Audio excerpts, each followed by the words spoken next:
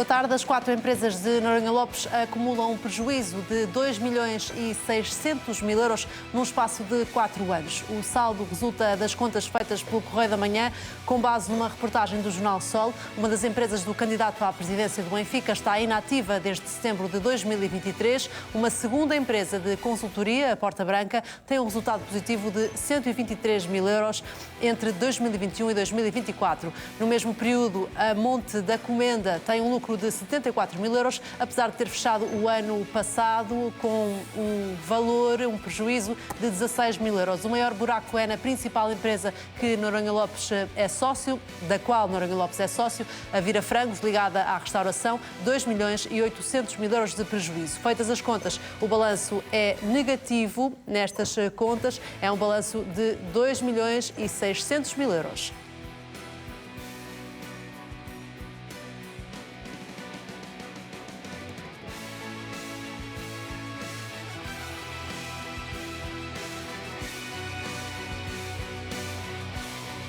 João Noronha Lopes vai ter um salário se for eleito o presidente do Benfica, ao contrário de Rui Costa e Luís Filipe Vieira. A revelação foi feita em entrevista à TVI, na qual o candidato explicou que não vai abdicar de ter um ordenado fixo por mês por uma questão de transparência. João Noronha Lopes diz mesmo que não é o salário que o move e o faz querer ser presidente do Benfica. Realça que já foi eleito o melhor gestor internacional português e que o salário que vai ganhar é determinado por uma comissão de remunerações determinada pelos sócios do Benfica. Lembra ainda que em 2020, quando concorreu à presidência do Benfica, os estatutos não previam que o presidente do clube tivesse salário. Rui Costa cancelou a presença de hoje no Portugal Football Summit, na cidade do futebol. Estava prevista a participação do presidente do Benfica no evento da Federação Portuguesa de Futebol, numa conversa entre o 12h50 e a 1h10, mas só hoje é que foi comunicado que, afinal, Rui Costa não marcaria presença. Só ontem é que o presidente do Benfica informou que não iria estar no evento. No Canal Now, o diretor executivo da Correio da Manhã Rádio, Pedro Sousa, avançou que esta ausência tem que ver com questões de agenda do Benfica, que tinham de ficar resolvidas esta manhã. Por outro lado, à tarde, Rui Costa vai marcar presença em eventos de campanha eleitoral. Recordo que, ao início da manhã de hoje, o presidente do Futebol Clube de Porto, André Vilas-Boas, participou no Portugal Football Summit, tal como tinha participado ontem o presidente do Sporting, Frederico Varandas.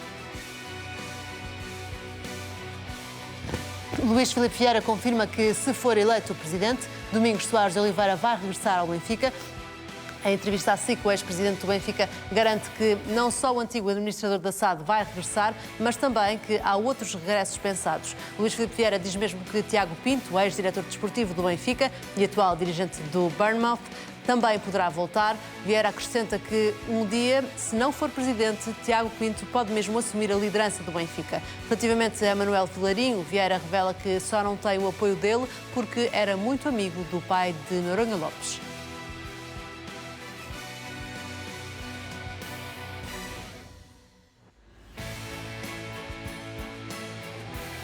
José Mourinho está determinado a contar com mais um extremo no plantel do Benfica. Segundo apurou o Correio da direção do Benfica, um avançado possante e com bom jogo aéreo, que possa concorrer com Pavlidis. Esta é uma necessidade que José Mourinho tem identificada devido não só à ineficácia, como também aos poucos remates que a equipa tem feito. José Mourinho está a fazer disparar o lucro do Benfica. Houve uma subida de 17% na venda de camisolas e outros produtos oficiais do clube desde o regresso do treinador. Mesmo que os resultados e as exibições da equipa ainda não sejam os melhores nesta altura, o efeito Mourinho já se faz sentir fora de campo. O Jornal Record escreve hoje que as receitas com o merchandising dispararam em menos de um mês. O diretor do Instituto Português de Administração do Marketing explica que a marca Mourinho vale 12 milhões de euros por ano, tendo em conta as campanhas publicitárias de grandes marcas em que tem participado. Daniel Sá antecipa ainda que o Benfica vai avançar para uma linha exclusiva de produtos alusivos a José Mourinho.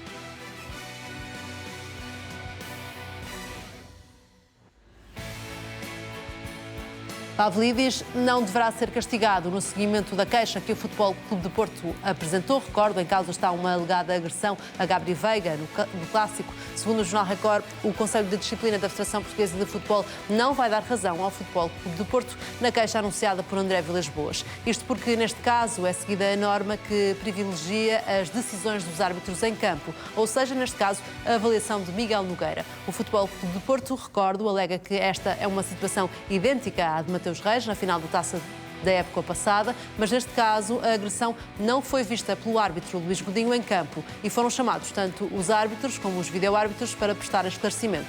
Os 3 videoárbitros assumiram que erraram ao não alertar o árbitro. Desta vez, no lance de Pavlidis, Miguel Nogueira viu o lance em campo e assinalou falta, mas não viu motivos para mostrar cartão. É assim pouco provável um castigo, mas as inquirições ao árbitro e ao VAR vão ser decisivas. André Vilas-Boas garante que não vai continuar a alimentar uma guerra com os presidentes dos clubes rivais. O presidente do Futebol Clube do Porto deixou essa garantia à saída do Portugal Football Summit em declarações à Sport TV. No entanto, durante a intervenção que fez no evento, Vilas-Boas assumiu que os 3 presidentes não se podem ver, numa referência ao Benfica e ao Sporting. Ainda assim, fala num caminho a percorrer para encontrar soluções para o futebol português. Numa outra intervenção, Vilas-Boas voltou a referir-se a Frederico Varandas e a Rui Costa. O presidente portista estava a falar sobre a proposta da Supertaça Ibérica, que apresentou aos 3 grandes e a Pedro Proença, e soltou, num tom descontraído, que agora andam todos às cabeçadas. Sobre o Futebol Clube do Porto, André Vilas-Boas reforça a ambição de conquistar muitos títulos, diz que sempre sonhou ocupar o cargo de presidente do Futebol Clube do Porto.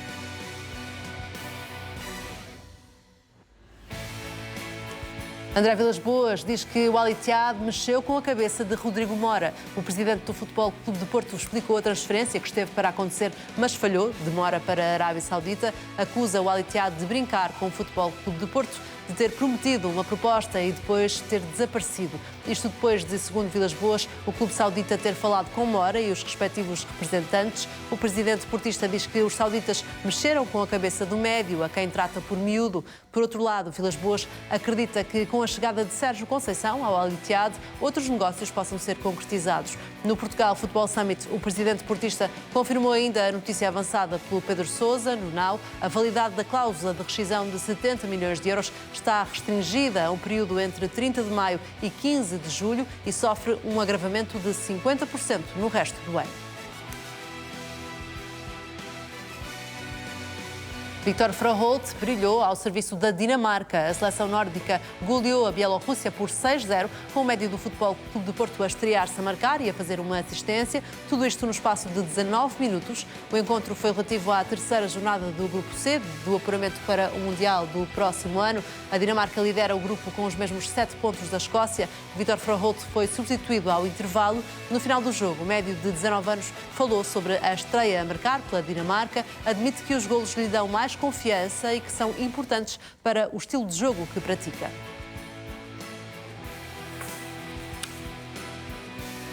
No Sporting, Frederico Varandas acredita muito no tricampeonato. O presidente do Sporting diz que entrou e saiu do mercado de verão como queria, que entrou com a equipa mais valiosa da Liga e saiu exatamente da mesma forma. Reconhece que pode não ganhar sempre, mas tem a certeza de que ou vai vencer ou vai até às decisões finais. Por outro lado, realça que é por culpa própria que o Sporting está no 2º lugar da Liga. No Portugal Football Summit, Varandas falou sobre Vítor Gyökeres, admite que saiu um grande jogador, mas diz que no balneário sabem que não foi só um jogador que ganhou. Sobre um possível pedido de reforços por parte de Rui Borges, Varandas diz que o treinador já demonstrou que está contente e que é um sentimento recíproco. A Federação Portuguesa de Futebol quebrou silêncio sobre as polémicas arbitragens dos últimos dias. Duarte Gomes, diretor técnico nacional do Conselho de Arbitragem, considera que o penalti cometido por Hjulmand no jogo do Sporting contra o Sporting Braga é bem assinalado. O dirigente realça que estes são os penaltis que quer ver assinalados. Explica que o jogador é totalmente impedido de tentar jogar a bola e é agarrado de uma forma persistente. São palavras de Duarte Gomes, que diz mesmo que estes são os penaltis que fazem sentido marcar por agarrar e por isso esta declaração do diretor técnico nacional pode também ser entendida como uma referência ao lance polémico no Clássico em que Denis Gül é agarrado por António Silva, mas o árbitro não assinala a falta. Ainda no Sporting, uma polémica em torno de Saint Just, que deixou uma mensagem misteriosa nas redes sociais, um dia depois de ter sido noticiado. Pedro Proença recusa falar sobre o clima de tensão no futebol português. O presidente da Federação Portuguesa de Futebol foi questionado sobre o assunto, mas ignorou a pergunta. Tudo aconteceu depois do discurso de António José Seguro, à entrada para o Portugal Football Summit. O jornalista Gustavo Lourenço pediu a Pedro Proença uma reação às trocas de acusações entre os rivais. O presidente da Federação Portuguesa de Futebol, recordo, é visado diretamente em algumas delas, nomeadamente na que diz respeito a um suposto mapeamento clubístico dos elementos da direção da Federação Portuguesa de Futebol. No entanto, Pedro Proença optou por não fazer qualquer comentário.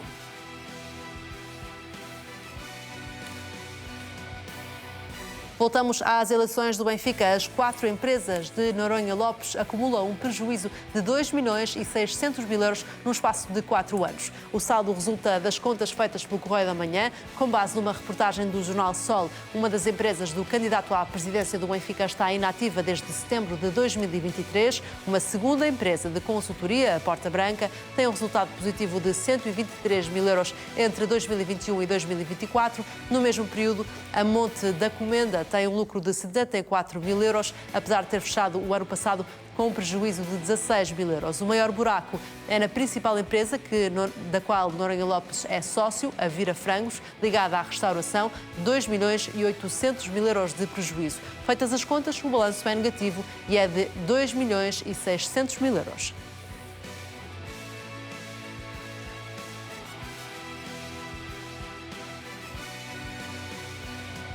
É este o primeiro tema do mercado de hoje, com o Hermínio Loureiro, o Jorge Amaral, o Mário Xavier e o Vítor Pinto. Uma boa tarde aos 4. Mauro, estes números colocam em causa de alguma forma as competências de João Noronha Lopes enquanto gestor ou não? Não, eu acho que, Rui, em primeiro lugar, boa tarde a todos. Eu acho que João Noronha Lopes ontem perdeu uma oportunidade importante de clarificar algumas coisas aos sócios do Benfica.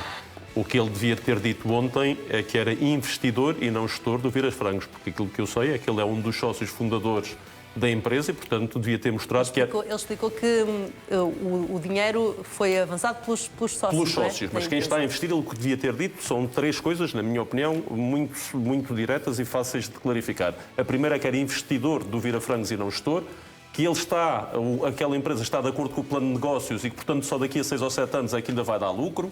Se é uma boa ideia ou uma má ideia é outra coisa. Segunda coisa, devia ter dito de forma muito clara, porque se levantou essa suspeição, devia ter mostrado a declaração de IRS dele para dizer: estes são os meus fundos e eu vivo dos meus investimentos, eles estão aqui declarados. E quem quer estar na vida pública e no Benfica é uma situação que tem que estar, que não é agradável, mas faz parte disso e, portanto, devia ter mostrado de onde é que vive. Segundo ponto. Terceiro ponto que a mim me parece essencial é no seu site, que tanto fala do portal da transparência, mostrar onde é que está a gastar o dinheiro da sua campanha e em que fornecedores, para se saber se esses fornecedores são fornecedores do Benfica ou se irão ser fornecedores do Benfica. E, por final, acho que toma uma decisão péssima. Se ele hoje vive dos seus investimentos, porque é que amanhã quer ir viver do rendimento do Benfica? E, portanto, não assumir que abdica do ordenado do Benfica, coloca aqui estes pontos de interrogação todos sobre a situação. Eu acho que ele ainda vai a tempo de clarificar estas situações, portanto eu não tenho dúvidas dessa sua autonomia financeira, mas acho que lhe cabe explicar aos sócios do Benfica de onde é que ela vem. Um dia como ontem nunca é agradável do ponto de vista pessoal, mas eu acho que manter esta situação não vai ajudar, porque vão haver mais situações e mais empresas. Já recebi vários outros nomes de empresas onde ele esteve ativamente envolvido que não tiveram sucesso e, portanto, eu espero que a campanha do Benfica não seja a capacidade de gestão do Noronha Lopes. Eu percebo que essa é importante para assessorar se o pode fazer no Benfica ou não, mas o resto do programa, e, portanto, estes dias nunca são fáceis do ponto de vista pessoal e, portanto, percebo perfeitamente que estivesse mais irritado até à noite. Espero que hoje, que vai estar na casa do Benfica de Beja, consiga fazer uma intervenção que clarifique de uma vez por todas, que explique de onde é que veio o seu rendimento e não há mal nenhum ser um investidor em que acumulou riqueza, mostrar onde ela está e de onde é que investe e a partir daí dizer, por eu ter conseguido acumular esta riqueza, é que estou disponível para ir ao Benfica e não ao contrário, preciso do Benfica. Foi essa ideia que passou a dizer que não abdica do salário. Portanto, isto é uma... Isso é que financia a própria campanha. Mas financia a sua própria campanha, a única coisa que se pede... A questão do salário diz que é uma questão de transparência e que concorreu em 2020 sabendo que não ia receber, agora com uma alteração dos estatutos e foi votada pela maioria dos sócios, defende que faz sentido que o Não, a maioria dos sócios, mais uma vez, isto é como o voto eletrónico. Diz que pode receber, não diz que tem que receber. Ninguém é obrigado a ter que receber. Tanto Ele, que, se quiser, pode... supostamente, Luís Filipe Vieira e Rui Costa, se forem eleitos... Como Vilas Boas fez esse exemplo, salário, ou seja, sim. quem tem disponibilidade financeira e, portanto, das duas, três, ou é um investidor e tem dividendos de ações e de imobiliário e não precisa desse salário hoje, porque já o recebe noutros meios e não o precisará no Benfica, ou precisa do salário e não há problema nenhum. Não pode é ter gato escondido com o rabo de fora e cabe-lhe a ele clarificar essa situação. Porque eu acredito que estamos perante a primeira situação, que ele não precisa. Mas o que aconteceu é, os novos estatutos do Benfica são melhores do que os anteriores, isso não há dúvida nenhuma. Mas passaram 3 situações ou 4 que parecem fatos à medida para quem estava naquela Assembleia. E, portanto, como esses fatos à medida cheiraram mal, quando se começa a ver o fato a assentar perfeitamente, levanta-se as dúvidas. E, portanto, a pergunta que se faz é porquê é que João Noronha Lopes quer receber um ordenado se não precisa? E se diz que veio para servir o Benfica. E esses são os pontos que depois levantam dúvidas aos sócios e que a história não cai bem. E, portanto, aquilo que eu peço ao João, rapidamente, porque a gente deve se centrar na discussão do conteúdo sobre o futuro do Benfica e não sobre as finanças pessoais e a situação individual dos candidatos, é que apresente a sua declaração de IRS aos sócios. Eu faço o mesmo desafio a qualquer outro candidato. É mais importante para o João porque ele vai à frente nas sondagens e eu quero que muito quem quer que ganhe a primeira para a gente acabar com esta coboiada de mais 15 dias, que mostre o seu IRS, que seja claro a mostrar na sua campanha, porque ele está a fazer uma campanha em nome da transparência, onde é que ele está a gastar o dinheiro da sua campanha e com que fornecedores, clarifique isso aos benfiquistas e as coisas seguem. Estamos a falar, Vítor, como dizia o Mauro, do candidato que lidera as sondagens para as eleições do Benfica. Sabendo disso, achas que esta informação pode fazer moça nesse sentido? Pode perder votos João Noronha Lopes com esta revelação ou não? Mais boa tarde, Mariana, Mauro Xavier, Dr. Mino Loureiro, Professor Jorge Amaral e todos que estão connosco no mercado. Mariana, isto tem tudo a ver com as narrativas. Aquilo que foi criado, a imagem que foi criada em relação a João Noronha Lopes é que era um extraordinário gestor. Sendo um extraordinário gestor, é natural que estes dados que estão a ser conhecidos não estejam a encaixar com o perfil que foi criado, a imagem que foi criada, olha, a persona que foi criada.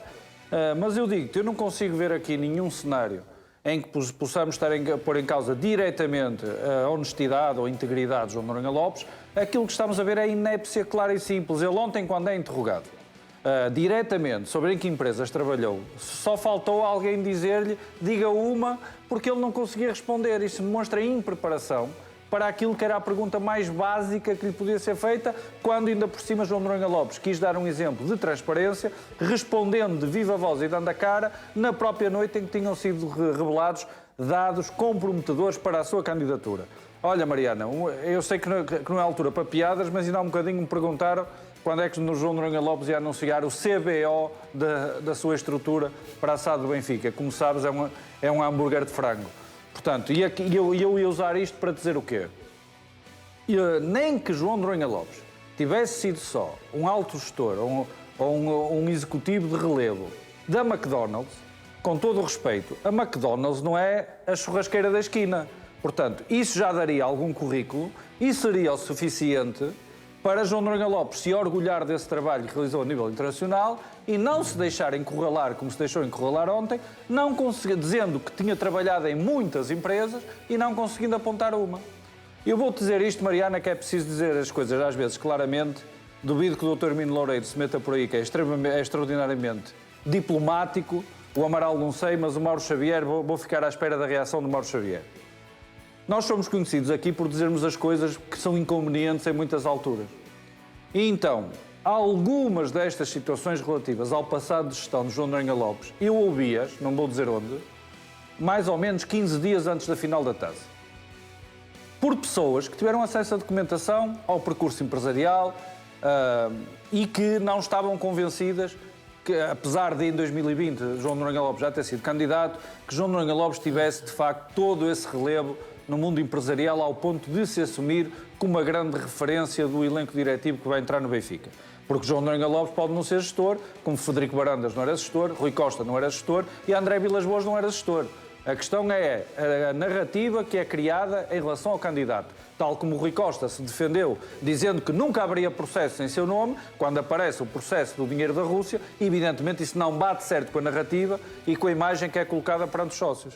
A verdade é que pessoas, algumas das quais o Mauro Xavier conhece muito bem, aliás, o Mauro Xavier chegou a apresentar o seu livro para algumas dessas pessoas, tiveram acesso à documentação que demonstrava que, se calhar, o passado empresarial de João Noronha Lopes não era tão brilhante como parecia. Mas, a meu ver, isso em nenhum momento o desqualificaria como potencial presidente do Benfica, em primeiro lugar porque democraticamente são os sócios que têm que eleger e, por outro lado, na equipa diretiva existem alguns nomes de relevo, não teria que ser, provavelmente, João Noronha Lopes, o verdadeiro gestor, tem é que ser líder, tem é que ser decisor, tem que ser presidente. Agora, a partir de ontem, já fiquei mais surpreendido, mais preocupado. Mais uma vez, tal como aconteceu aqui na entrevista ao Now, nesta casa na Média Livre, houve ali um momento claro de falta de capacidade de reação para dar uma resposta cabal e uma coisa que ouvi hoje de manhã que me fez confusão. O nosso querido Pedro Sousa, no Now, diretor da CM Rádio, disse algo como: João Noronha Lopes está a preparar uma resposta para clarificar esta situação nos próximos 2 ou 3 dias.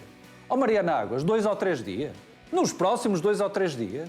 Uma situação como esta, que fere claramente o prestígio e a imagem de João Noronha Lopes junto dos sócios do Benfica, a candidatura vai esperar mais 2 ou 3 dias para fazer um esclarecimento cabal?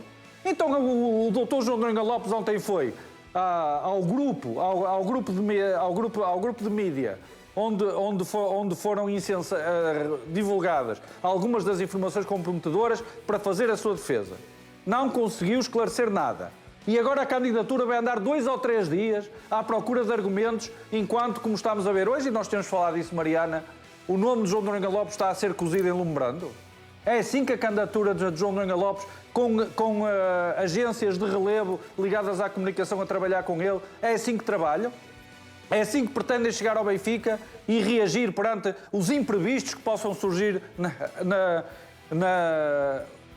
no dia-a-dia do clube? É não conseguirem responder na hora e pedirem 3 dias? Vítor, isso foi o que mais me preocupou. Nem é o conteúdo do que está em causa. Tudo isso, porque eu acho que a forma de responder mostrou em preparação sobre pressão. Ou seja, alguém que sobre um desafio que aparece e ser presidente do Benfica faz com que estes desafios apareçam imprevistos todos os dias. Mauro, é a vida dele. O doutor João Noronha Lopes conhece melhor a vida dele que nós todos, como é evidente. Sim, se lhe fazem a pergunta sobre as empresas onde ele trabalhou, ele tem que saber tudo de cor e salteado, porque é a vida dele. Claro. E nós temos o máximo respeito para a vida empresarial do Dr. João Noronha Lopes. Vítor, por isso é que eu disse aqui, visto que a equipa que o apoia não lhe deu um guião fácil. Com 3 passos ou 4 passos, esta história fica morta e voltamos a centrar no Benfica. E eu vou voltar a repeti-los. É mostrar o plano de negócios do Vieira Francos e explicar que está tudo ok. Vai ser hoje, é apresentar o seu IRS. É mostrar o portal da transparência da sua campanha e finalmente dizer que não quer o ordenado porque está muito bem na vida. Se ele não cumprir um dos 4, vai sair chamuscado. O Hermínio prevê que seja já hoje vamos lá ver. na campanha, é isso? Boa tarde a todos. Tem de ser hoje, como estava a dizer o Vítor, esperar 2 ou 3 dias tem que ser hoje, danoso? Tem que ser hoje, obviamente, porque as explicações que o Dr. Noronha Lopes ontem deu não foram felizes. Não foram felizes nem foram explícitas, ou seja, ainda adensaram a dúvida. Eu chamo só a atenção para uma coisa, ainda faltam 15 dias para as eleições do Benfica. E segundo estou... Ainda vai dar para tirar muita lama, não é? Não, vai haver mais notícias. Não, vai haver mais notícias. Vai haver mais notícias. E, em primeiro lugar, também dar nota que noto aqui uma similitude com o futebol e com o Dr. João Noronha Lopes, porque o virar frangos é uma expressão muito utilizada no futebol. Anda há muitos anos a virar frangos e, portanto, na vida, exatamente. E, portanto, há aqui uma relação com o futebol, porque eu não estou a ver... Cuidado, o rei dos frangos do Benfica é outro. Sim, é verdade. Mas isso são questões do aviar e do aviar. Mas então acompanhas aquela ideia também creio que do Vítor, de que João Noronha Lopes está a ser cozinhado em lumbrando. Claro, quando dizes claro. Que em 15 dias eu acho que vai haver mais notícias. Acho que vai haver mais notícias. Churrasco, como aos frangos. E vamos lá ver, se o João Noronha Lopes não fosse candidato a presidente do Benfica, nada disto era conhecido, nem nada disto era falado. E, portanto, isto são também os riscos associados a esta vontade em querer ser presidente do Benfica. O Dr. Noronha Lopes é conhecido como o senhor da McDonald's. Portanto, toda a gente sabe disso, não é? Agora, estas coisas do virar... já saiu há 7 anos da McDonald's ou há 8 anos. Mas essa é que é a questão mas, que está... Mas isso eu nem sabia, estás a ver? Mas repara, esse é que é o ponto... Porque o João, tendo saído de uma carreira internacional de sucesso, que teve sucesso, que foi um gestor reconhecido... A mim disseram que foi de Portugal para a Espanha... O João teve uma carreira internacional de sucesso na McDonald's, não há dúvida nenhuma, não adianta estarmos aqui com outras questões. Saiu da McDonald's e nos últimos anos tem feito outras coisas. E as dúvidas que se levantam é... Tem virado frangos. As outras coisas que foi fazer, se tiveram sucesso ou não, porque já passaram 8 anos, não foram 8 meses. E o que levanta a dúvida da peça é que, pelos vistos, não estão a ter sucesso as outras coisas. E o que eu acho que ele deve clarificar é que não precisa das outras coisas, que são projetos que faz a nível individual enquanto investidor. Ele tem que clarificar tudo, ou seja, tem que clarificar essa situação, porque ser presidente do Benfica obriga a escrutínio imediato. Ser candidato a presidente do Benfica obriga a estar completamente disponível para este Big Brother. Eu volto a dizer... Se não quiser explicar, então não tinha sido candidato a presidente do Benfica, porque, como é óbvio, estas coisas vão acontecer.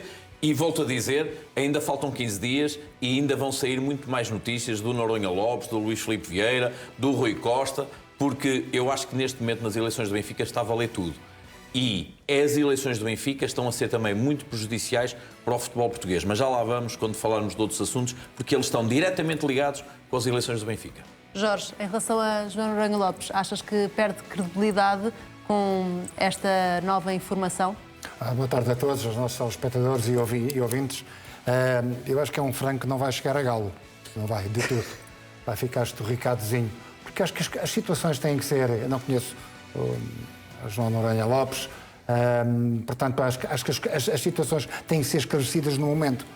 Às vezes, o timing para o fazer pode não ser o ideal, porque estamos em uma situação completamente diversa da situação da nossa vida. Mas como estamos a falar de futebol e da nossa vulnerabilidade, da nossa dignidade, do nosso caráter, nós não podemos fugir dele. Não podemos fugir, porque é demasiadamente importante tudo aquilo que lhe é imputado, não é? Ele tinha que forçosamente, e não, vamos lá ver como é que eu vou resolver isto, como é que eu vou dissecar esta situação para mandar para as pessoas a dizer que eu sou uma pessoa credível. Não, tem que matar o assunto, tem que matar o assunto. No momento, claro, tinha que logo dizer, seja aquilo que for, nem precisava de entrar especificamente em detalhes, seja onde for, tinha que ir diretamente a um determinado assunto, que eu não sei qual é, e ele é que sabe, mas não podia deixar que esta situação, e como o Vítor falou, já estava resolvido. Ao estarmos a comentar aqui hoje, é o maior erro que lhe pode acontecer na campanha. Estávamos a falar hoje do Benfica. Estamos a falar hoje de outra coisa qualquer. A mim não me choca rigorosamente nada que um presidente de um clube receba dinheiro a partir do momento em que abdique do seu trabalho, do tempo que tem para o receber. A mim não me choca rigorosamente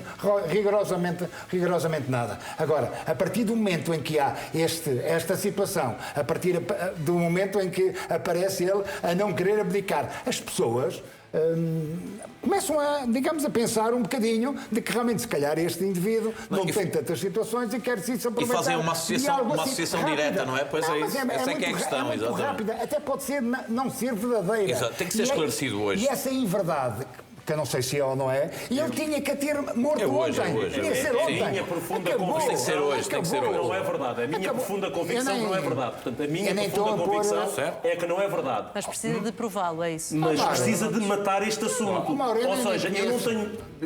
Eu vou ser muito sincero com todos. Eu não acho que isto seja uma situação. Mas acho que ele se pôs numa situação pior com a reação que teve. Pôs-se a jeito. A reação dele, para mim, provoca-me mais preocupação do que o tema propriamente dito. Ou seja, perante uma situação destas, não a conseguir resolver de forma fácil, imediata e direta, porque, como o Vítor dizia, isto tem a ver com a vida dele, e, portanto, este é o assunto mais fácil que ele pode resolver, é matar o assunto imediatamente. Está aqui a minha declaração. É assim que eu ganho a minha vida, é assim que eu sou sustentável, a minha família não precisa do Benfica e o meu compromisso com os benfiquistas, ele costuma dizer que é pôr o Benfica acima de tudo, que o ponha. Sim. Agora, esta atitude dele ontem não me admira, quer dizer, não me admira. Eu acho que o devia ter feito de outra forma, porque tu já falaste nisso e todos nós aqui temos tocado aqui.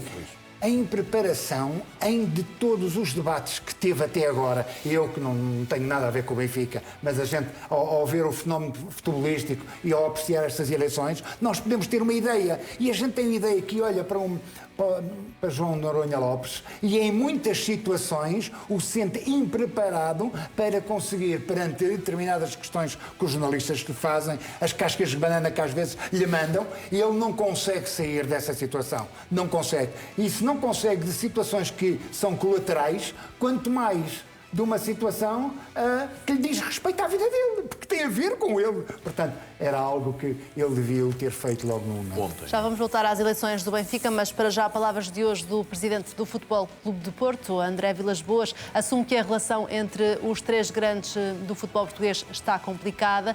Diz até num tom descontraído que os presidentes andam todos às cabeçadas.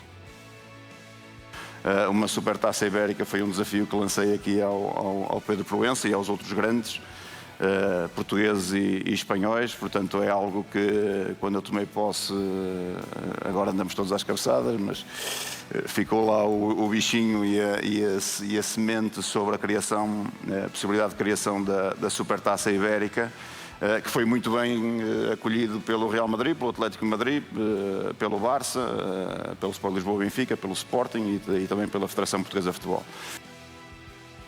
André Vilas-Boas diz também que os três presidentes, nesta altura, não se podem ver, mas realça que há um caminho a percorrer a bem do futebol português. Portanto, estes são o tipo de desafios que era importante que os clubes se sentassem. Eu acho que esta Portugal Summit também é groundbreaking, porque daqui a pouco vamos ter os três CFOs sentados num painel a discutir precisamente os temas do futebol português.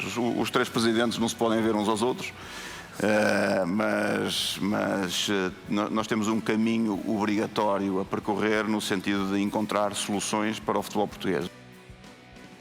Jorge, há aqui uma no cravo e uma na ferradura da parte de André Vilas-Boas, porque num dia tem um discurso bastante duro e aqui e ali, num tom descontraído, vai dizendo que as relações realmente estão muito complicadas, mas por outro lado continua a ter aquela outra parte do discurso de pacificar o futebol português. Em que é que ficamos? Qual é que é a postura do Porto no final? Bem, a postura do Porto, só ele é que pode responder por ela Mas o que é que se está a ver? Por aquilo que se está a ver. Portanto, é uma coisa que eu não consigo, digamos, entrar e dissecar. A única coisa que eu posso tentar daqui a dizer, a minha opinião, por aquilo que me dá a entender, há uns tempos atrás, quando começou a entrar Frederico Varandas, e Filipe Vieira ainda estava na presidência, e o Jorge Nuno Pinto da Costa, que Deus o tenha em paz, é uma lufada de ar fresco. Entra o Rui Costa, outra lufada de ar fresco. Agora entra André Vilas-Boas, uma lufada de ar fresco, gente nova. Não se constipam com tanto ar fresco, tão bonito. Parece que vivíamos no país como é que se chama? Alice no País das Maravilhas. Alice no País das Maravilhas. A Alice era tudo cor-de-rosa, é tudo uma coisa maravilhosa. Não é. Não é. É mentira. Há uma continuidade em todos os níveis, porque todos querem ganhar.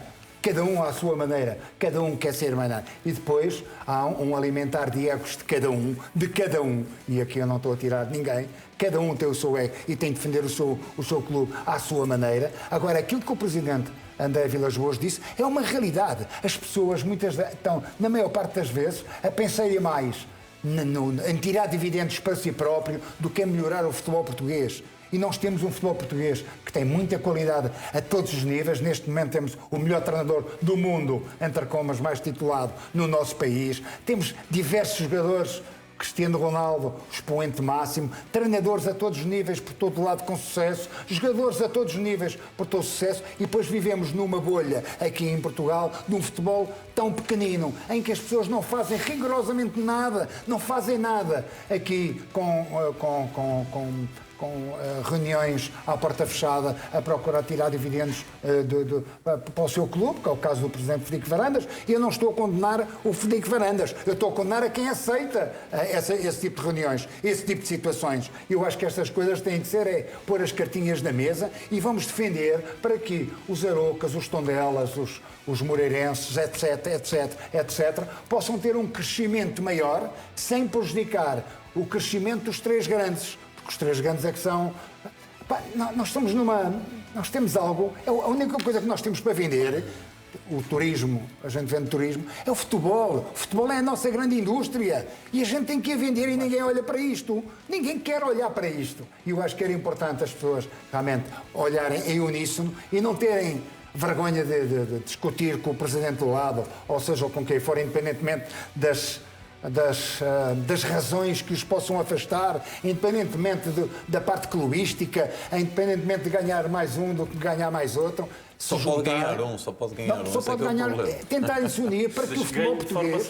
Sim, claro, obviamente. Sim, isso também não é de forma séria, também não vais por aí, porque senão vamos estar aqui a mudar o chip e não interessa. Portanto, isto que o presidente André Vilas Boas disse é uma realidade. Esta coisa das pessoas não se encontrarem, não se poderem cumprimentar uns presentes, ainda por cima com uma geração de gente evoluída e crescida, não se cumprimentarem, não estarem lado a lado, não discutirem os assuntos importantes para o futebol português, eu acho muito mal.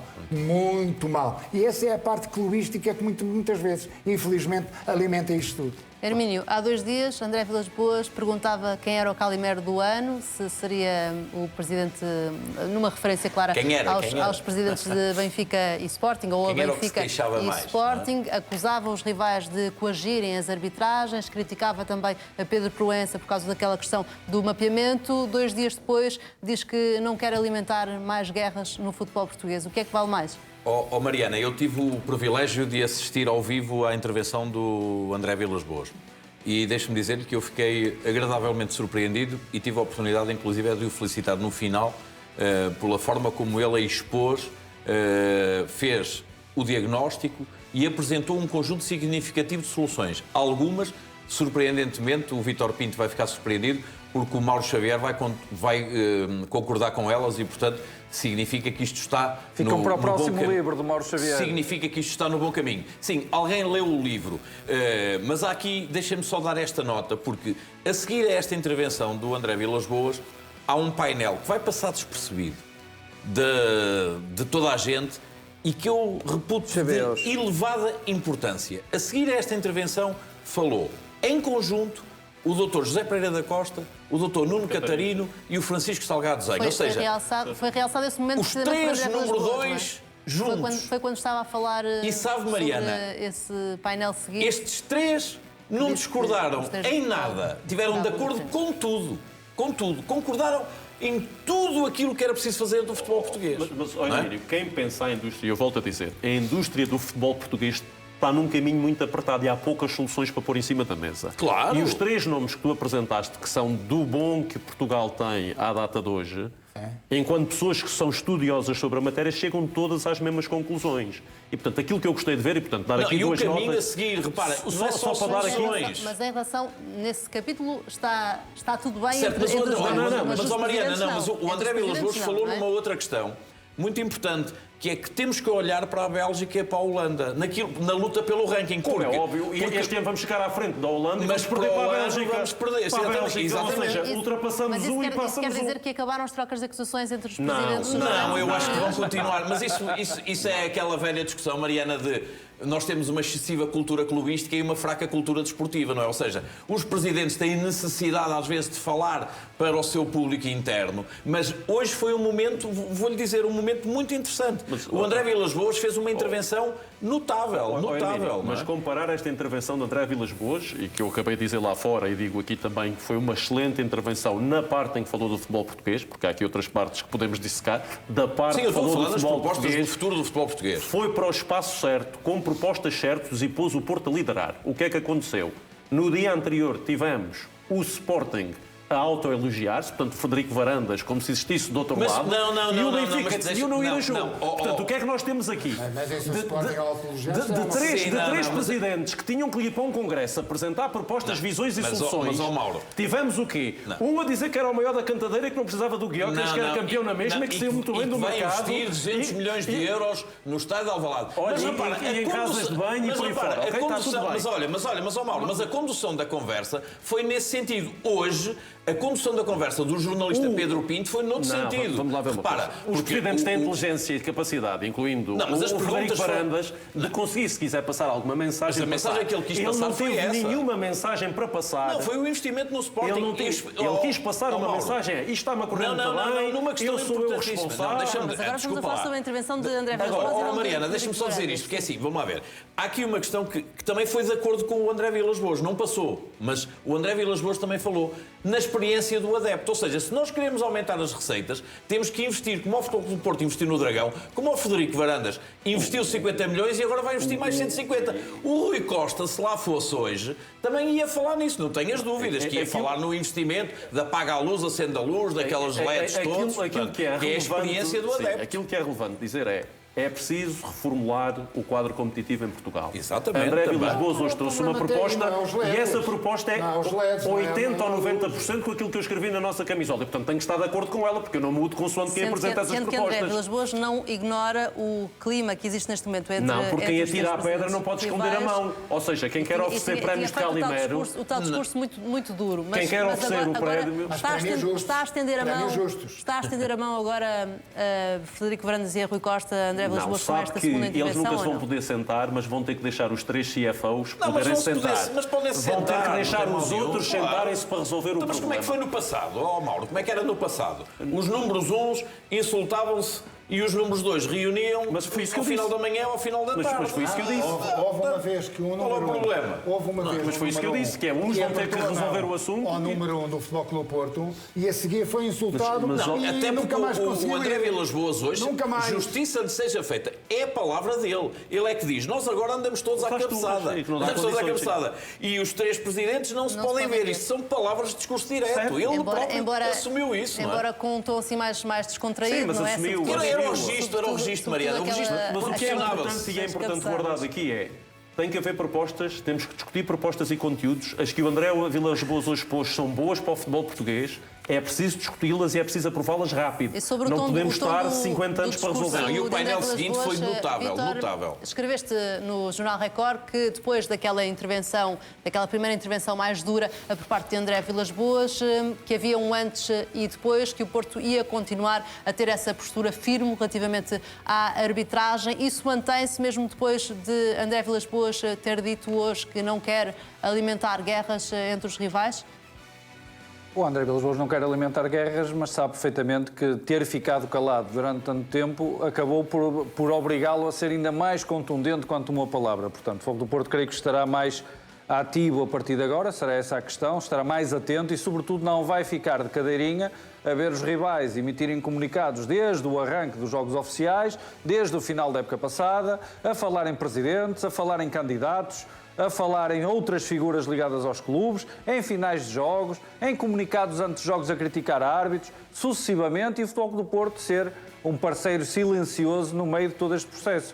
Deixa-me dizer-te, Mariana, porque a memória é curta, infelizmente, no futebol português, mas nós chegámos a revelar aqui que um dos sonhos do André Vilas Boas, quando assumiu a presidência do Futebol do Porto, era precisamente criar esse elo de comunicação com os presidentes dos outros 2 grandes, e vais-te lembrar, Mariana, de um dos pontos que eu frisei aqui, era um dos pontos que André Vilas Boas acreditava, porque o Jorge estava a dizer, e bem, são tantas lufadas de ar fresco, que depois eu até comentei, tem que se ter cuidado, que é tanta lufada de ar fresco que as pessoas até se constipam. Porque já estava Rui Costa, já estava Frederico Varandas, chega André Vilas Boas, os elogios eram tantos, o espaço mediático, que o próprio André, se calhar também ainda empurrado por essas lufadas de ar fresco, acreditou que era possível chegar ao entendimento com os outros presidentes. Por exemplo, na moralização dos salários dos treinadores, que na altura, quer Floco do Porto, quer Benfica, quer Sporting, gastavam o Floco do Porto e o Sporting à volta de 7 milhões de euros por ano, o Benfica já mais do que isso com Roger Schmidt, tentar racionalizar aspectos como esses e outros aspectos como aqueles que os CFOs falaram hoje, porque sempre foi assim, Mauro, mesmo nos momentos mais duros da guerra de futebol português, e o Mauro, se fosse eleito presidente do Benfica, é uma pena que não seja candidato, não ia retirar o Benfica da direção da Liga. O que nós víamos, Mariana, era cenas lamentáveis de presidentes e dirigentes a arrebentarem com a Liga, a arrebentarem com o futebol português, a queixarem-se tudo, mas depois com assento na direção da Liga. Os três grandes estão sentados na direção da Liga, têm participação direta na gestão do futebol profissional.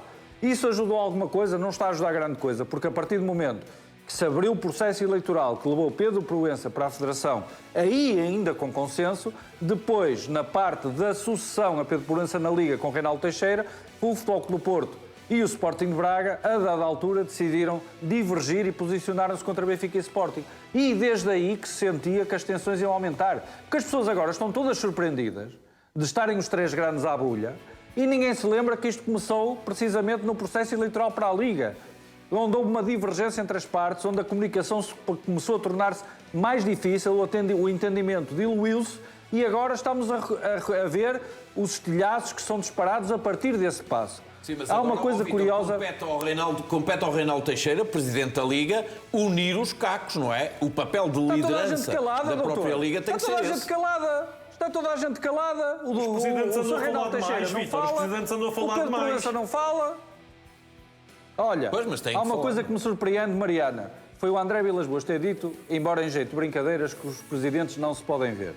Porque se há algo que eu tenho conhecimento, e não vou dizer mais do que isto, é que mesmo em alguns momentos mais tensos da corrida à Liga, sempre existiram meios de comunicação entre os quatro presidentes dos quatro principais clubes. A partir do momento que o André Vilas Boas hoje tem este desabafo, dá-me ideia que mesmo abaixo do radar, mesmo a nível de bastidores, o diálogo está cortado. E isso sim, se a ser verdade essa situação que transparece das palavras de André Vilas Boas, de facto adivinham-se tempos complicados para o futebol português, porque, Mariana, não havendo liderança, não havendo uma voz de comando, não havendo alguém que diga alto e para o baile, atenção, vamos lá proteger a indústria, não podem ser só os senhores CFOs a preocuparem-se com isso. E dado que ninguém levanta a voz para acabar com o Regabof. Não, houve um apelo do seu Presidente da receio. República, o professor Marcelo Rebelo de Sousa, ontem pediu isso. Ó doutor, vamos ter um período de calmaria, sabe porquê? A seguir vem a Taça de Portugal e a gente está a acender belinhas neste momento em Fátima para a jornada de taça ser tranquila. Temos Liga dos Campeões, temos eleições do Benfica que vão... Mas faltam 15 dias ainda para o Benfica, esse é que é o problema. Pronto. E Esse é que está é o toda problema, a gente Vítor. à espera. Os grandes responsáveis do futebol português neste momento estão preocupados em que acabem os compromissos que têm neste momento para irem a Fátima a acender belinhas, para as próximas 2 jornadas ou 3 serem tranquilas, a poeira a assentar, não terem que se chatear, não terem que bater de frente com ninguém, não se arreliarem com ninguém, Neste passarem momento, pelas gotas da Vítor, chuva e depois fica a tudo poeira ainda não tranquilo. aceitou em relação à última Pois jornada, não? não é? Porque o clássico ainda está longe de resolvido e é sobre isso também que vamos falar agora. Mas, Mariana, com o Vítor está a falar em lance Fátima, específico. mas muitas das coisas eram resolvidas na mielhada. Era um bocadinho mais... É um bocadinho ao lado, doutor. Acende-se a Exatamente, belinha e depois vai-se à amealhada. Posso dizer uma coisa também? Rapidamente ao rei dos para leitores, ao avançarmos Beto na questão da Treinador. caixa do lance do clássico. Nós estamos a falar de alguém que gere a nossa competição internacional, não é? Que é o Presidente da Liga. É Presidente da Liga. Quer dizer, e tem autoridade para tomar algumas decisões que são simples, mudar o jogo do Aroca, etc. São coisas, entre outras, não estou a falar só deste caso. E não consegue assumir as coisas que são mais importantes. E isso é que é ser presidente. Por isso ele foi lá, se calhar, está a fazer o convênio de quem o pôs lá. E isso é que é mau. Vamos falar sobre a queixa em relação ao clássico, porque Pavlidis não deverá ser castigado no seguimento da queixa que o Futebol Clube do Porto apresentou. Em causa está uma alegada agressão a Gabri Veiga no clássico. Segundo o Jornal Record, o Conselho de Disciplina da Federação Portuguesa de Futebol não vai dar razão ao Futebol Clube do Porto na queixa anunciada por André Vilas Boas. Isto porque, neste caso, é seguida a norma que privilegia as decisões dos árbitros em campo. Ou seja, neste caso, a avaliação de Miguel Nogueira. O Futebol Clube do Porto, recordo, alega que esta é uma situação idêntica à de Mateus Reis, na final da taça da época passada, mas nesse caso a agressão não foi vista pelo árbitro Luís Godinho em campo e foram chamados tanto os árbitros como os videoárbitros para prestarem esclarecimentos e os 3 videoárbitros assumiram que erraram ao não alertar o árbitro. Desta vez, no lance de Pavlidis, Miguel Nogueira viu o lance em campo e assinalou falta, mas não viu motivos para mostrar cartão. É assim pouco provável um castigo, mas as inquirições ao árbitro e ao videoárbitro vão ser decisivas. Otimista, Mauro, em relação a este processo? Eu acho que ele é de tal forma ridículo que já se atribuiu o novo galardão do futebol português, que eu não sei se vai ser atribuído ainda agora no final, neste evento da Federação, que é o Calimero de Ouro. O churrasco do ano? O Calimero de Ouro. E, Pisão. portanto, o Calimero de Ouro vai permitir ganhar, não sei se vai ser entregues em cascas de ouro, postas. Não podes falar mais no Pisão. Ou como é que vai ser entregue. E, portanto, estou curioso para saber como é que vai ser entregue este prémio do Calimero de Ouro. Vai ser entregue por e-mail. Eu tentei trazer hoje para o programa, um Calimero especial para o Jorge, porque eu sabia que ele ia gostar, mas não consegui comprar. Não consegui comprar. Não estavam à venda, mas estou convencido que vão passar a aparecer. Para a semana, se o encontrar, trago-te um Calimero de Ouro. Podes-me trazer, porque tu deves ter lá em casa uma série deles. Não. Traz-me algum e Há muitos anos. não me importa eu ter em casa, não tenho nenhum. Leva. Tu não podes jamais falar, nunca mais, falar do pisão Mas que na pisão? cabeça. Não podes falar Mas do que pisão. Mas que pisão é com o jogador do Benfica fez? Do Mateus. Não podes falar. Não podes Tu achas falar. que é para vermelho direto? Vou ter que fazer a pergunta. Tu não podes faço o que eu quiser. Jorge, eu vou-te fazer a pergunta. Tu achas que é lance de expulsão, a maluqueira... Direta, para mim, é expulsão direta. És o único a dizer isso? Não, nem que És seja... tu? Está bem, só estou a perguntar. Olha, não me importa ser o único. Não me Pronto, importa está bem, ser só o estou a único. perguntar a tua Entendes? opinião. Eu não Porque, acho que seja, sequer para amarelo. Só os burros não mudam de opinião. Está bem, estou-te a dar a minha muitas opinião. vezes a gente tem que mudar de opinião. Claro. Se eu for agora, não é o caso. Nós aqui, quando estivemos a fazer a transmissão em direta, vimos o lance. Nem vimos isso. Vimos foi o Benarek a disputar o lance e o amarelo tem a ver com isso, não tem a ver com Pavlidis, nada. Eu pensei que ias falar dos pisões, mas era os que o Porto tinha feito aos jogadores do Benfica. Não desvies a conversa. Não há cartão amarelo. Não, pois não houve, exatamente. É que o próprio Marco disse, porque ao princípio não... Porque nós não conseguimos mas isso também não é critério. Nós não conseguimos. Agora, se nós olharmos, e não é o árbitro, eu aqui o árbitro, eu desculpo o Manuel Nogueira, eu desculpo completamente. Miguel Nogueira. Miguel Nogueira. Exato. Eu desculpo, se calhar ele podia ter, como ele fez no jogo Aroca, a de ligar o telemóvel, porque ele anda lá com o telemóvel, ligar a perguntar alguma coisa, podia ter feito, não o fez. Mas eu até desculpo, pode não ter visto, estava centrado no lance. Mas Miguel Nogueira Agora, viu o lance em campo não, ele para mim viu, é por isso que é provável que o Pavlidis não O pior seja. prejudicado daquela arbitragem foi o Benfica. Aquilo que eu acho é que ele estava centrado no lance do Benarek, a disputar a bola no ar. Mas é a minha não apita esse lance, Pois Jorge, não. porque não basta olhar para o lance para perceber que não apita esse lance. Não, mas o Marco... Apita o contacto de Pavlidis. Percebe-se que os outros dois jogadores saltam inteiros, cada um segue caminho, não há ali absolutamente nada. Na nossa transmissão... Não é nada assim, não.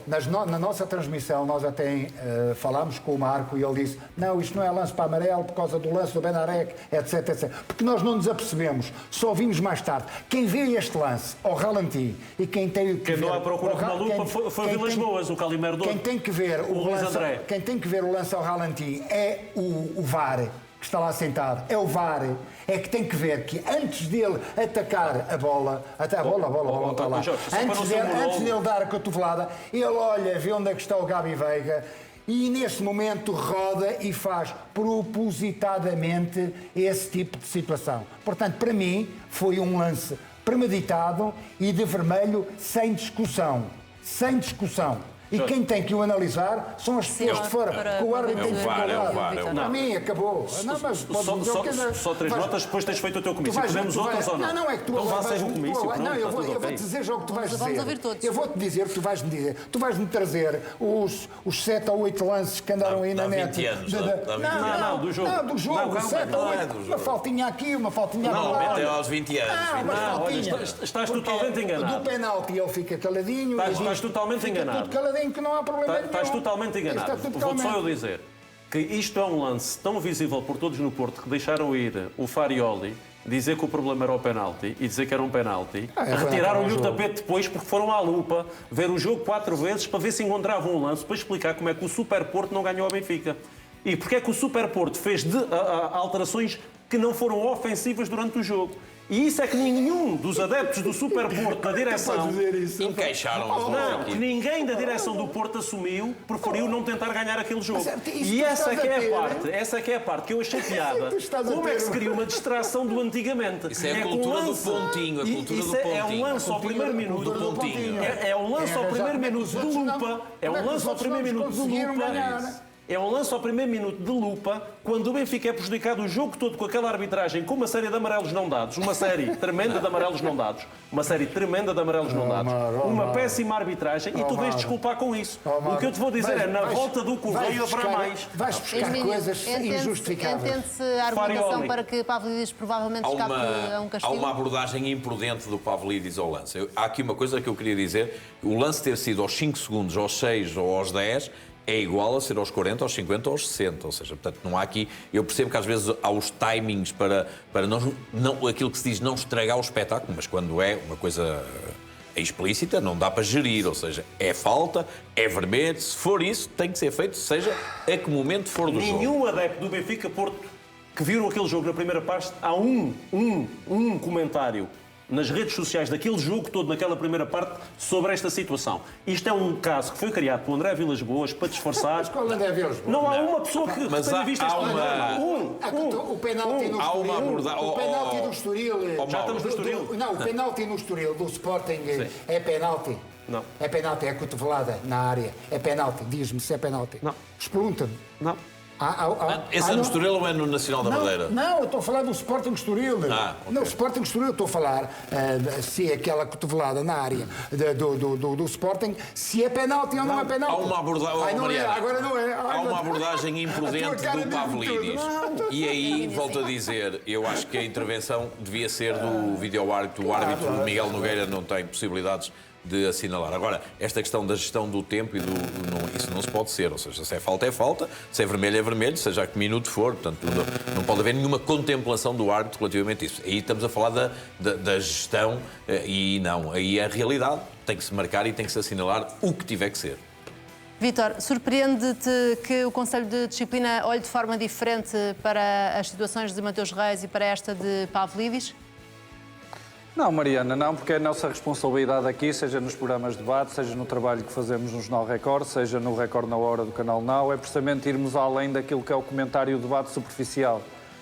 E existe um princípio que vai ser respeitado pelo Conselho de Disciplina, que é a Field of Play Doctrine, que basicamente reforça a autoridade do árbitro e admite que os árbitros podem errar sem que os lances possam ser rearbitrados a posteriori em sede de órgãos disciplinares.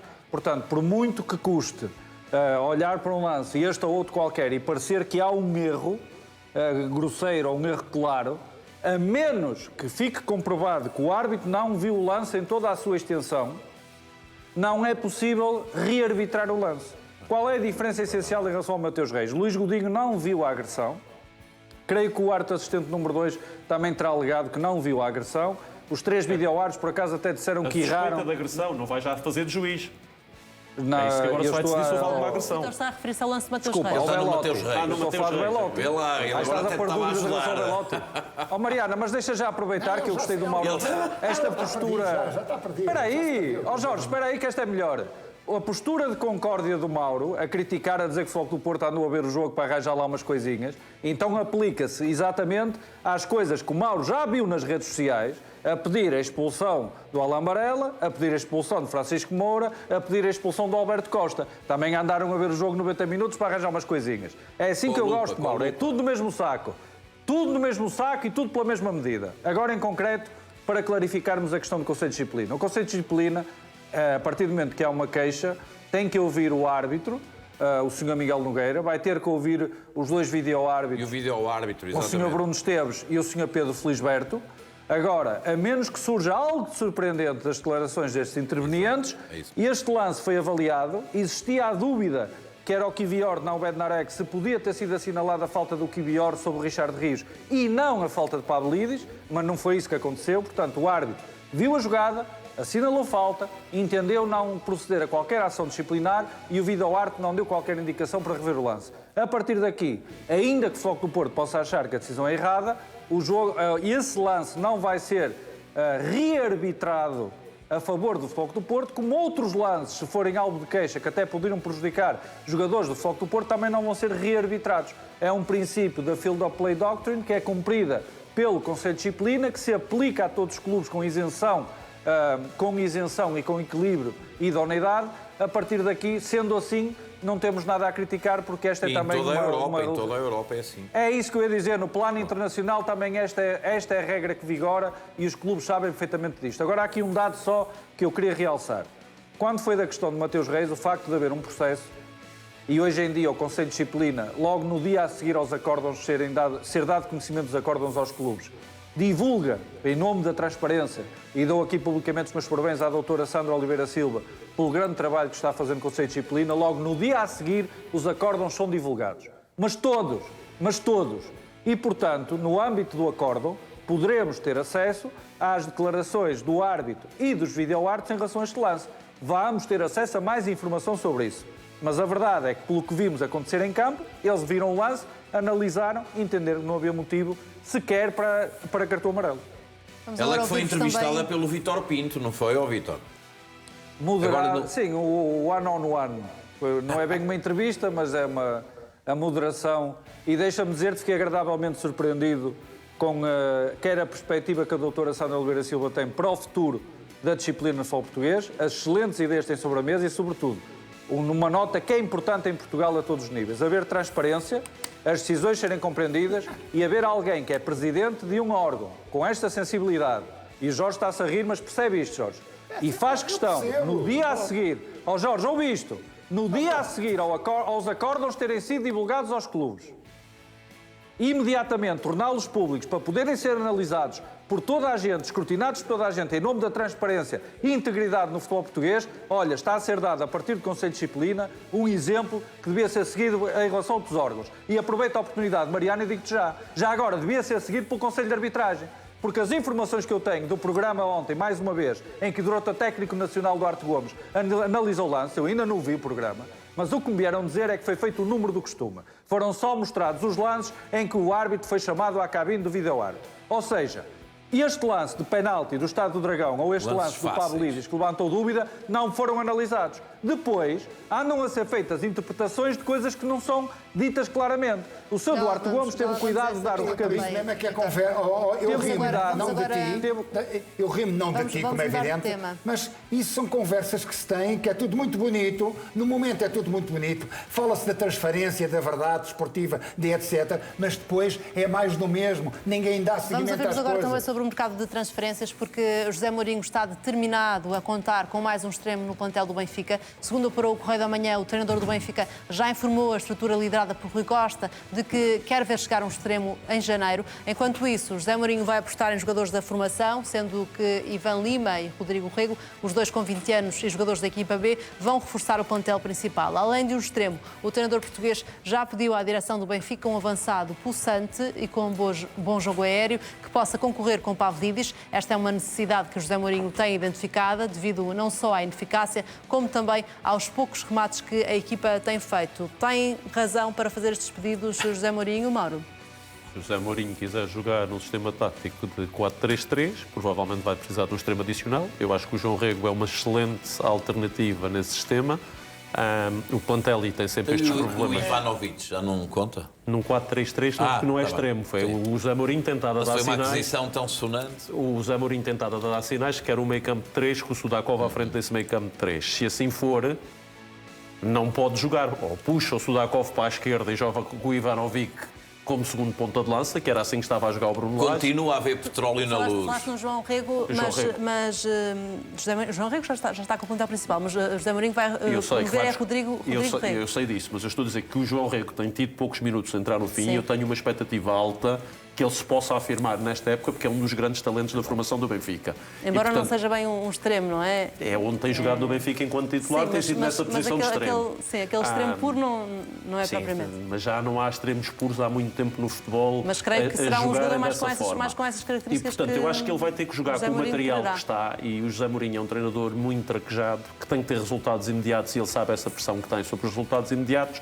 para tirar o melhor possível daquele plantel. Aquele pelo para aquela posição vai andar com Luca Biaco e Sheldrup nos jogos em casa e poderá pôr Prestiani enquanto suplente desses dois. Nos jogos fora, irá pôr Ausnes à esquerda ou à direita. O Di Maria dava jeito. Claro que dava, mas eu sempre fui a favor da continuidade de Di Maria. O Di Maria é que não quis continuar, não tem nada a ver com uma decisão do Benfica, foi uma decisão e aquela reação dele ao Laje foi um bocadinho esquisita. Quando o Laje saiu, aquela reação dele, aquilo não devia andar lá muito bem. Foi um bocadinho melhor do que a do Santos Justo. Foi um bocadinho melhor, lesionou-se. Foi um bocadinho melhor do que a reação pública do Santos Justo. Não estamos a falar de lesionados. Está muito bem um para o outro. Foi um bocadinho melhor do que essa. Estamos a falar de lesionados. Está muito bem um para o outro. Mourinho, tinha elogiado este plantel, Hermínio. O caso muda de figura depois quando passa a treinador?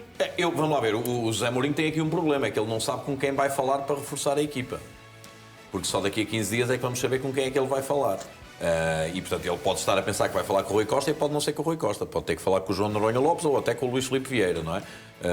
E, portanto, agora, o Benfica tem um super plantel, vamos lá, vamos nos deixar de conversa. É verdade que todos os treinadores querem sempre mais jogadores. Veja-se, por exemplo, o Rui Borges no Sporting diz que está satisfeito com o plantel e ficou sem o Jota Silva, mas, portanto, a reação do Mourinho é outra, mas eu acho que o Mourinho tem mão de obra mais que suficiente para poder atacar o campeonato e até fazer boa figura na Liga dos Campeões, e não precisa nada de um extremo, na minha opinião. Tem lá muito bons jogadores, tem é que os potenciar, mas não faz falta, na minha opinião, um jogador ao Benfica. Vítor, o satisfazer deste desejo de José Mourinho vai depender de quem for o presidente do Benfica ou não? O que é que te parece? Vai. Estamos todos com grande expectativa para perceber como é que o José Mourinho vai lidar com a pesadíssima estrutura do futebol de João Noronha Lopes, que ouve-se, pelos vistos, que ainda há mais gente que pode aparecer. Se for João Noronha Lopes a ganhar as eleições, se for Rui Costa, foi Rui Costa que contratou o José Mourinho, tem Mário Branco na estrutura, portanto será menos problemático. Provavelmente este espírito positivo do Dr. Hermínio Loureiro prende-se com uma coisa, não? O Dr. Hermínio Loureiro tem que ir para o Seixal todos os dias treinar o plantel e acender, agora sim, o José Mourinho acender velinhas, a rezar para que o Luque Bacchio não se lesione. Porque se o Luque Bacchio tem um achaque qualquer, o José Mourinho fica com 0 extremos titulares, porque o Sheldrup já se percebeu, que inclusive até já deu para um bate-boca com o selecionador da Noruega, o Sastal Solbakken. Portanto, havendo apenas um extremo com um perfil indiscutível titular, portanto, o José Mourinho tem que apostar no Luque Bacchio, porque é um jogador importante para esta fase, mas tem sempre que rezar a todas as alminhas, que ele não se lesione, que ele não acorde mal disposto, que ele não tenha uma indisposição gástrica. Ou então não joga em 4-3-3. Ou então não joga em 4-3-3. Ó doutor, mas esse é que é o problema, é que são tantos jogos, tantas competições, até o Mourinho chamou a... Vê lá, ó doutor, veja, o José Mourinho regressa a Portugal, passados 21 anos, e você viu a importância que ele deu à deslocação a Chaves. Que foi um azar do caraças, vai jogar com uma equipa da segunda liga. O Mário Branco acertou, que ia às Chaves, o Mário Branco acertou, que era Chaves no jogo. E ele queria jogar aqui perto de Lisboa. Pelos Chaves, ninguém aqui presente gosta mais de Chaves do que eu e dos Chaves que eu, mas é um clube da segunda liga. E o próprio José Mourinho, que há 21 anos que não estava a treinar em Portugal, ali focado, não, vai ser uma deslocação complicadíssima às Chaves. Até estes pequenos detalhes demonstram que o José Mourinho sabe que os recursos são curtos. Os recursos são custos, são escassos e depois há jogadores que não podem falhar. E claramente a questão dos extremos é gravosa, porque devido às saídas, devido à perda do Actor Koglu, aos jogadores que não vieram, contratações falhadas, mas sobretudo lesão do Bruma que afastou o jogador, não maturação do Sheldrup e Luque Bacchio chega e parece que é uma solução que pode ter margem para crescer no Benfica, mas é uma solução única e escassa. E isso, por isso, daí a preocupação do José Mourinho de em janeiro. E em janeiro já pode ir tarde, de o Benfica ir à procura de um extremo para equilibrar o plantel, doutor. Isso aí acho que é fundamental. Mas este processo, Jorge, vai ter de ficar necessariamente congelado até 8 de novembro? Pois, não vai ser fácil. Antes de o fazer, não é? Porque, como foi dito, ninguém sabe o que é que...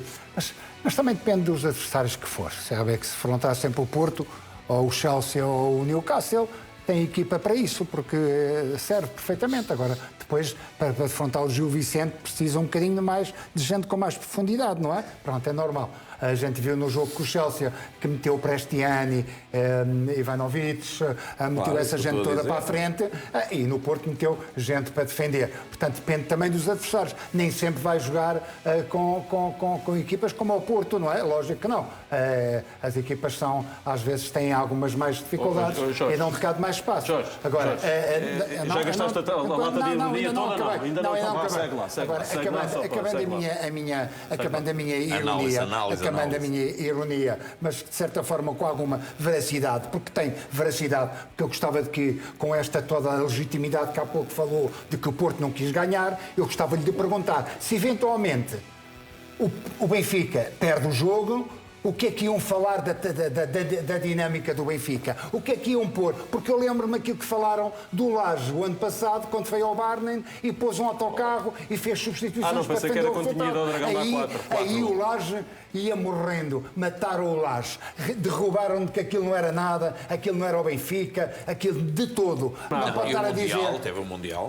Desde o final do campeonato, que o Porto já estava em pré-época há muito tempo, desde o final do campeonato, que o Porto estava em pré-época há muitos jogos do final do campeonato, o Benfica em 8 jornadas tem mais 7 jogos que o Porto. O Benfica em 8 jornadas tem mais 7 jogos que o Porto. E quer tu queiras, quer não, o Benfica está no momento mais baixo da sua preparação física desta época. E o Porto está no momento provavelmente mais alto. Jogava em casa. Podia ter, supostamente, daquilo que toda a gente dizia, decidido o campeonato. O Porto está num bom momento.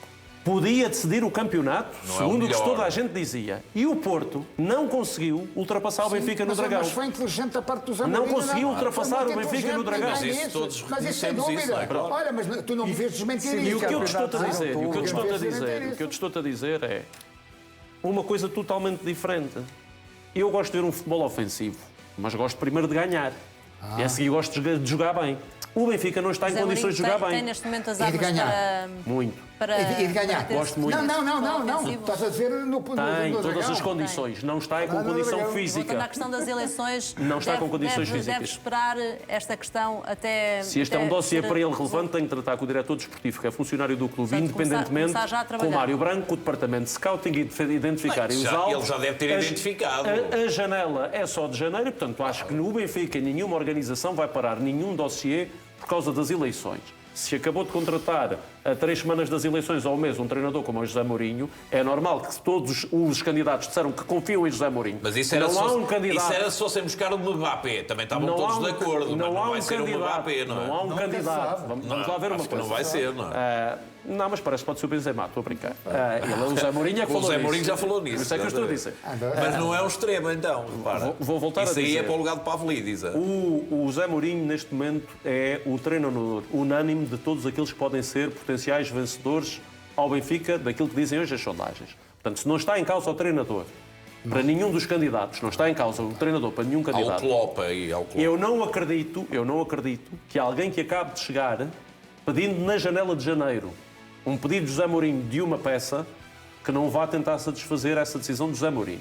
Não me parece esta racionalidade. Ninguém vai querer atirar essa toalha ao chão. Qualquer candidato que ganhe tem esta janela para dar ao Mourinho o poder do reforço que possa até lá ainda vai haver muitos jogos. Vai haver muitos jogos e vai haver muitos campeonatos. E, portanto, estamos para decidir muitas coisas. Portanto, o Benfica tem jogos muito importantes até lá e eu acho que o foco tem que ser com os jogadores que existem, como é que se pode tirar o máximo potencial para ganhar ao Chaves, ao Newcastle, Olha, quem precisa de um extremo é o Sporting. Isso é que precisa. Porque o Jota Silva ficou... Não, mas precisa. Precisa, porque também tem esta carga, também tem Champions. Vítor, o mercado de transferências que abre pouco depois das eleições do Benfica também vai ser um primeiro teste, isto obviamente se o Presidente não for Rui Costa, nesse caso é diferente, mas se houver uma mudança na Presidência, o mercado de transferências torna-se no grande primeiro teste ao novo relacionamento entre Presidente e treinador do Benfica? Bem observado, concordo por inteiro. O Mauro simplificou a situação quase na base do funcionalismo. Há lá um funcionário que tem as pastas dos possíveis reforços, portanto, José Mourinho vai falar lá com o funcionário, tira a senha no guichê e vai falar dos jogadores. E sabemos que não é assim que funciona. Em primeiro lugar, a filosofia do treinador e a visão do treinador é determinante para o tipo de jogador que é contratado e, sobretudo, também para o tipo de esforço que o clube ou a SAD está disposto a fazer.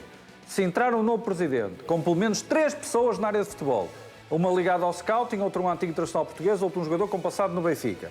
Todos com visões também, seguramente, visões próprias sobre aquilo que é fundamental para o Benfica. E, sobretudo, uma visão de médio e longo prazo. Por exemplo, se a candidatura de João Noronha Lopes já estiver a apostar, porque foi isso que nos foi dito, eu sei que já nos esquecemos todos, Mariana. O queijo que comemos faz-nos esquecer de tudo. Mas há 3 semaninhas, quando as coisas estavam a arder no Benfica, A ideia é que havia um contrato à espera do Bernardo Silva em janeiro. Era essa a ideia que existia. Neste momento já parece que já ninguém se lembra da viagem a Manchester, do contrato prontinho para o Bernardo logo em janeiro. Isso já passou tudo. Estamos a falar de frangos agora. Eu disse que isso não ia dar nada. Pois, é isso. Doutor, a questão é essa. Olha, eu gosto de levar a sério... Vamos conter-nos com as piadas sobre os frangos e sobre virar frangos. Pronto, adiante. Portanto, eu gosto de levar a sério as propostas que são feitas e, sobretudo, 20 pessoas em relação às quais temos respeito e não temos motivo nenhum para colocar em causa a integridade. Se há alguém que se atravessa no espaço público, como, por exemplo, contactos com Rubem Amorim e um contrato pronto para Bernardo Silva assinar em janeiro, eu levo isso a sério. Eu vou cobrar essa afirmação porque eu levo a sério.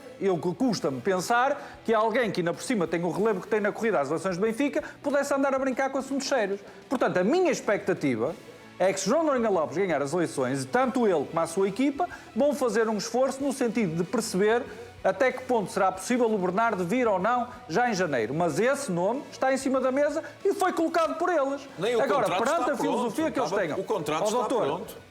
Perante a filosofia que eles tenham para o Benfica, vão ter que encontrar um ponto de equilíbrio com aquilo que o José Mourinho pretender. Se o José Mourinho quiser um reforço, eu vou só lembrar isto também, para quem estiver distraído, que andamos todos a comer queijo, frango, é um problema do caraças.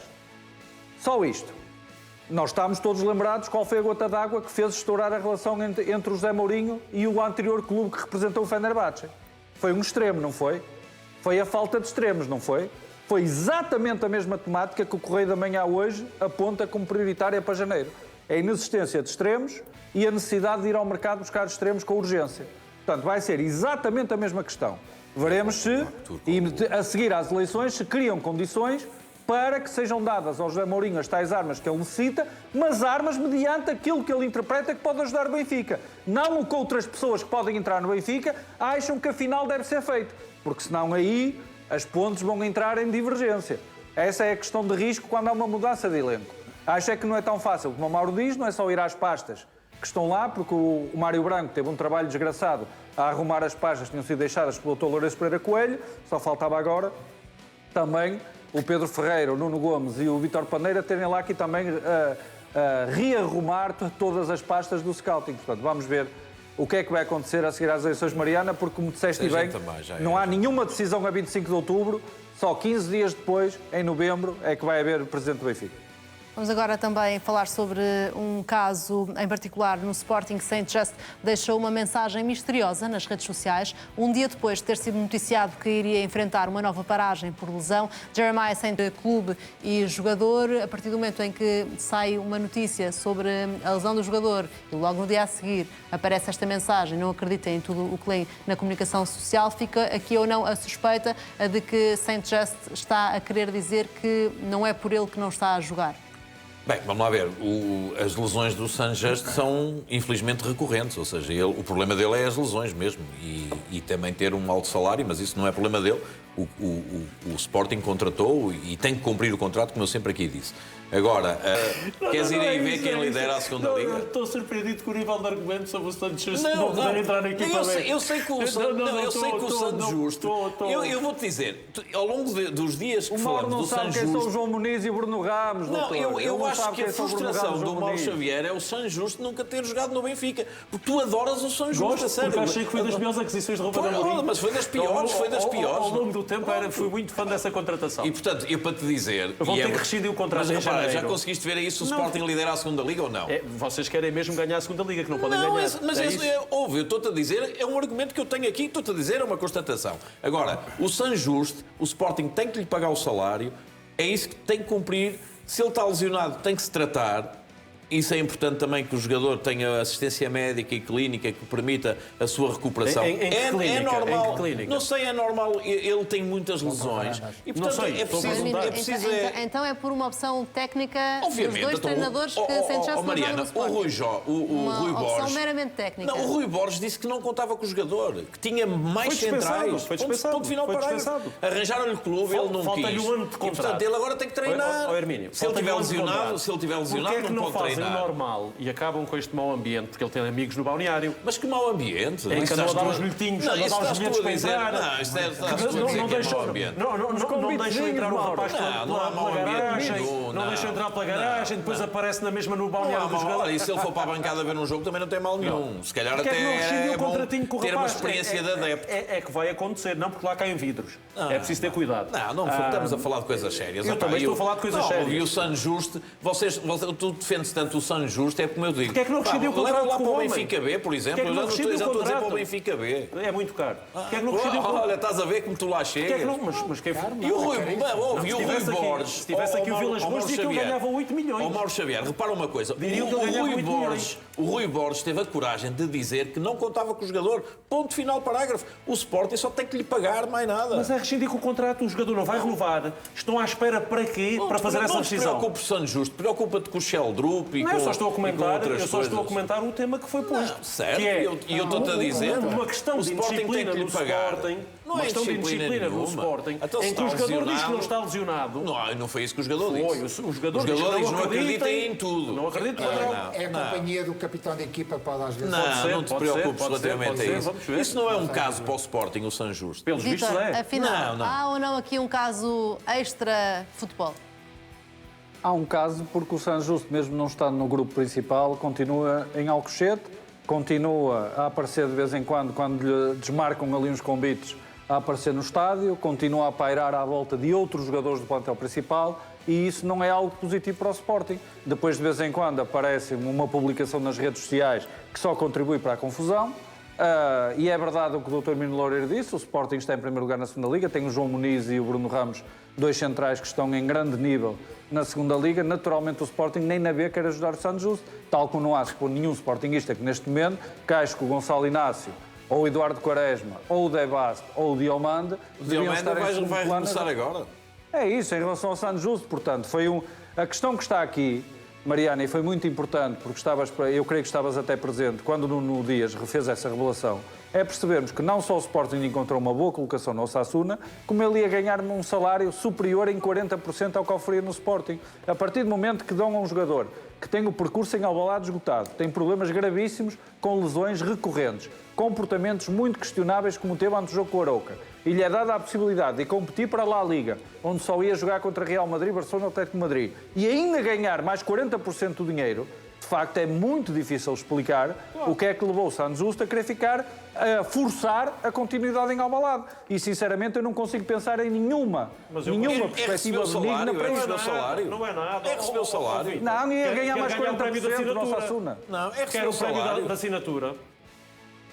Porque o jogador que está no último ano de contrato, se assinar daqui a 6 meses e queimar estiver um ano livre, para vai depois receber sair o prémio de com o passe na mão. assinatura Pronto, é a e vai opção tirar do Sporting o valor da transferência de 5 milhões porque se sente maltratado e vai pôr no bolso dele 5 milhões para ser bem tratado. Vamos e, portanto, é isto que vai acontecer. Ele em janeiro pode assinar enquanto jogador livre. E, portanto, estás a perguntar qual é a razão. É uma razão de 5 milhões. Cá estaremos em janeiro para ver Mas isso. tem razão. Sabes qual é o nome Sanchez disso? para se sentir maltratado pelo Sporting? Tendo este caso do assassino que foi referido pelo Vítor, eu acho que qualquer ambição de qualquer jogador é ir, independentemente do dinheiro, pelo menos eu vou jogar, porque ia para uma liga competitiva e ia ter uma efetividade muito maior do que aquela que tem, não estar a passar por este calvário. Agora, há aqui determinadas situações que são estranhas. Que a opção do Rui Borges seja boa em função das lesões? Acho que sim. Em função de jogar só com 2 defesas? Acho que sim. Então, se o foi, porquê é que o inscreveram na Liga dos Campeões? Porquê é que andaram sempre com ele no estágio desde o princípio? Sempre em trabalho com ele desde o princípio? Pronto, final. Aqui alguma coisa correu menos bem. Agora, nesta situação da lesão, é muito fácil. Não tem lugar na equipa B, que a equipa B está em primeiro lugar. Está top, joga muito bem. Não estou a dizer que não, está muito bem. Olha, estás bem, és convocado, vais para o banco, sentas-te, estás lesionado ou não estás? Aí é a prova provada a dizer assim, estou lesionado ou não estou lesionado. Não, é aqui, estás convocado, vens à equipa B, vens receber o teu salário, nem que seja sentado 90 Mas não foi o minutos. jogador que disse que Ele tem estava que lesionado. treinar, Pelo não é? contrário, Pronto. deixou no ar a ideia de que Então, não mas está. deixou no ar, deixou no ar. Aí é que eu estou a dizer que há algo de estranho, dizerem que ele está com uma lesão, porque para isso têm que o convocar. convocar. Então, se não o convocam, estão a alimentar um bocado isto. Mas não é isso. E ele poder dizer... É que se ele estiver lesionado, quem paga é a seguradora. Eu estou bem. Se ele estivesse lesionado, não paga o Sporting, paga a seguradora. E, portanto, o Sporting tem interesse. Vamos ver se ele está lesionado ou não. Vamos ver. Agora, há aqui um aspecto muito importante, que é muito importante, porque há jogadores que têm um carisma diferente, que têm uma maneira de estar num grupo de trabalho e que deixa laços, cria laços. O Zaidu, no Porto, cria laços com muitos jogadores. Muitos. E toda a gente, lá ficou sempre, não é? Toda a gente gosta do Zaidu, jogando ou não jogando. Há jogadores que criam e a gente gosta deles de uma forma... E pareceu-me já, o ano passado, que isso era um dado muito adquirido com o Santo Justo. Era um jogador com peso no balneário. Exatamente. E isto... Peso tem o Ullmann. Isto tem... Pois tem, aí é que está. Aí é que está. Vamos ver até que ponto é que não hajam jogadores que a sua influência esteja futebolística dentro da própria equipa, não esteja a ser afetado com alguns problemas em relação ao Santo Justo, por acharem que a situação de Santo Justo seja injusta. Penso que tem o Ullmann, o Trincão e o Pó. E tem gostado do Ullmann, que alguns jogadores do Sporting possam o ano passado estava melhor. Desculpa, Mariana. Admite que alguns jogadores do Sporting possam tomar as dores de Saint Chester? Não, isto logicamente que estão a tentar aqui fazer uma tempestade num copo d'água e, portanto, eu acho que o problema há de ser resolvido. Como disse, o próprio jogador teve uma oportunidade para sair, com melhores condições financeiras, recusou fazer isso, portanto, agora também tem que passar por algum tempo. Não é? Claro, devia ter ido para o Osasuna, não é? E esperemos que ele jogasse. Todos nós já sabemos a prevalência de lesões do Santo Justo. E relativamente a esta matéria, eu acho que isto deve ser esclarecido, devemos saber se está ou não está lesionado. Porque o Santo Justo não diz que está lesionado. O Santo Justo diz, não acreditem em tudo aquilo que digam. E isto também deixa no ar, serve para muita coisa, Mariana. Eu acho que se ele não está lesionado, ele tem que dizer, eu não estou lesionado. É um caso ao qual certamente vamos voltar hoje. A nossa conversa vai ficar por aqui. Fica por aqui o Mercado. Obrigada por nos ter acompanhado. Já a seguir, à Jornal às 7 com a Ângela Gonçalves Marques. Boa tarde.